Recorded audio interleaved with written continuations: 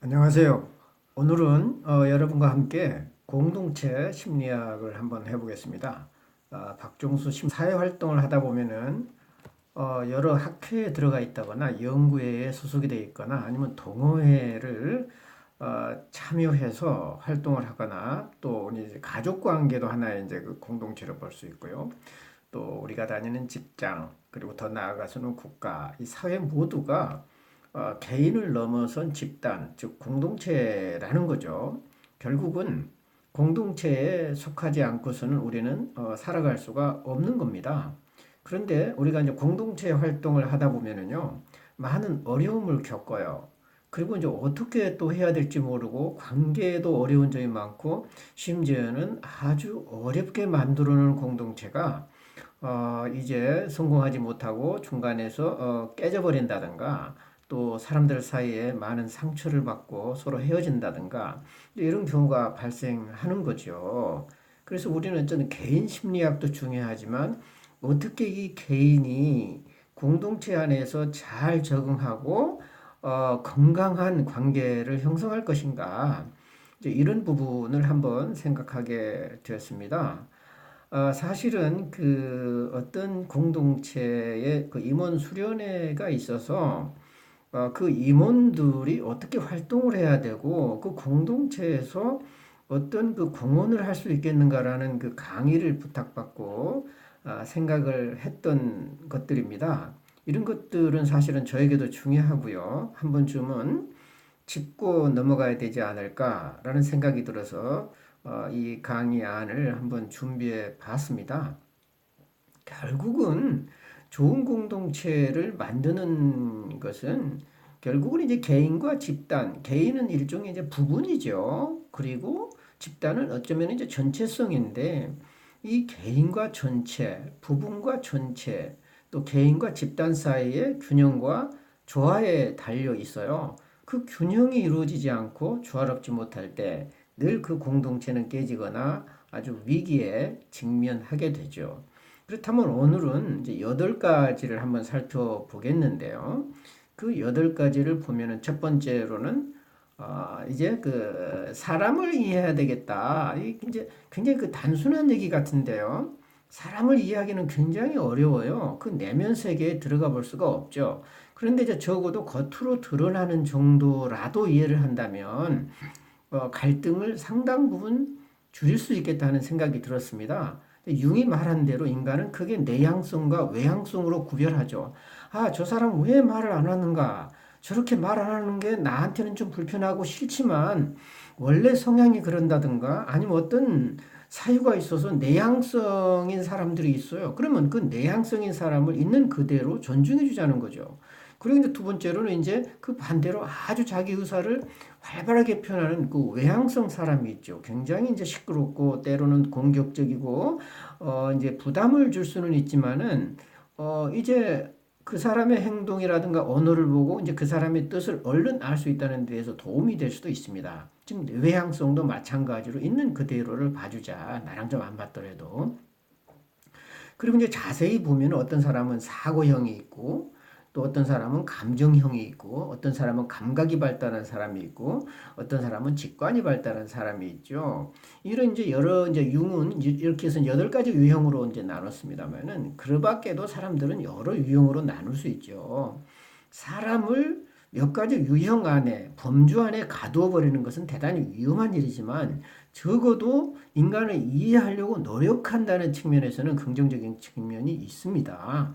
그래서 일단 한번 겉으로 드러나는 인간에 대해서 이해해 보려고 노력하자. 이런 마음이 이제 공동체를 유지하는데 굉장히 중요하겠다.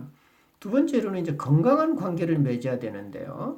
건강한 관계를 맺기 위해서는 그 사람이 무슨 말을 했느냐, 어떤 생각을 갖고 있느냐, 나한테 이익이 되느냐, 혹은 손해가 되느냐가 아니라 그 사람의 마음을 읽어주는 거죠. 아, 저 사람이 이런 말을 왜 했을까? 아, 뭐가 서운한 걸까? 아니면 저 사람이 진짜 의도하는 이건데, 아, 이렇게 다르게 얘기하고 있구나. 아, 그 사람은 진짜 본의가 뭐지? 왜 진짜의 속뜻을 감추고 얘기를 못하는 거지? 이제 이렇게 이제 그 마음을 읽어본다는 거죠. 때로는 나와 안 맞는 점도 있고, 때로는 맞는 점도 있지만은 그런 것들이 읽다 보면은 이해하게 된다는 겁니다. 들었습니다. 그 다음에 이제 공동체를 위기에 빠뜨리는 게 가장 문제가 되는 게 특별히 이제 우리 한국 사람들은 너무 빨리 간다는 거죠. 급해요. 우리가 한 템포만 늦게 가면 상당히 부드럽게 처리될 수 있는 거예요. 뭐가 좀 매끄럽게 처리가 안 되고 때로는 답답하지만 기다려주고 한 템포 늦게 간다면 갈등과 긴장을 상당히 줄일 수가 있겠다. 이제 이런 생각이 들었습니다. 그 다음에 이제 네 번째로는 뭐예요? 공동체의 구성원끼리 너무 얽히면 안 됩니다.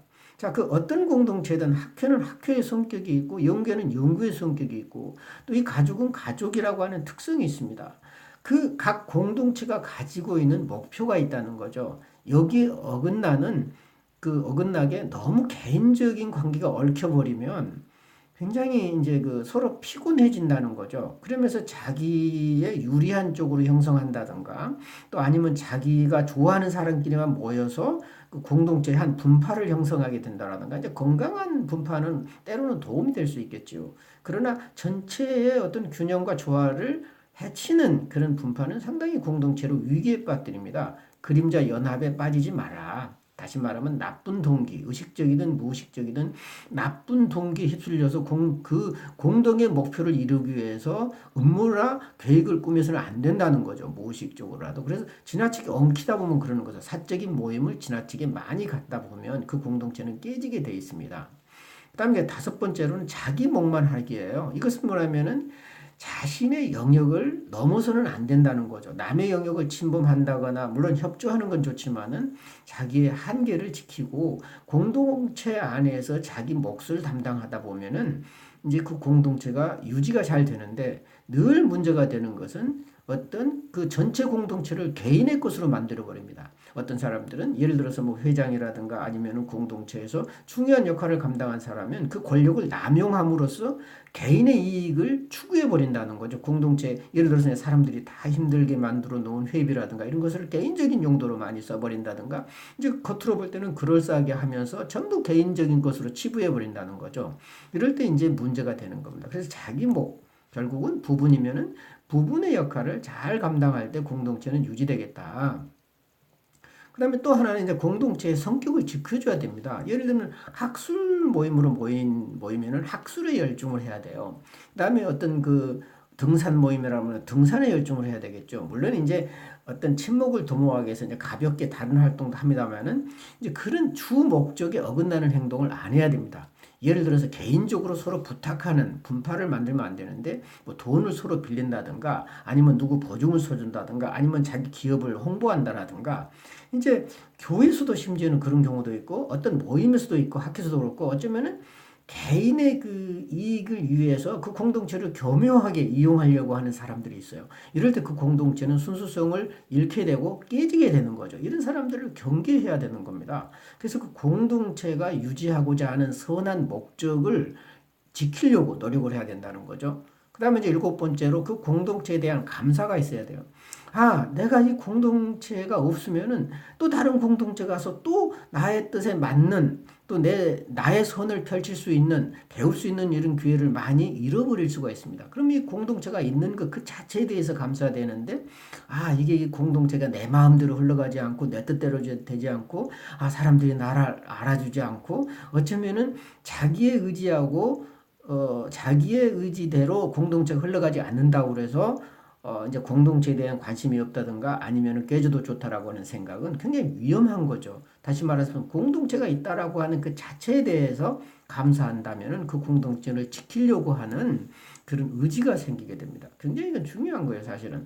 어쩌면은 공동체하고 개인의 문제와 너무 혼동되어 있기 때문에 자기가 안 맞으면 공동체를 깨버리거나 공동체 해가 되는 일을 너무 많이 하게 된다는 거죠. 그것은 공동체 그 자체에 대한 감사가 없어서 일어나는 현상이다. 이런 생각이 듭니다.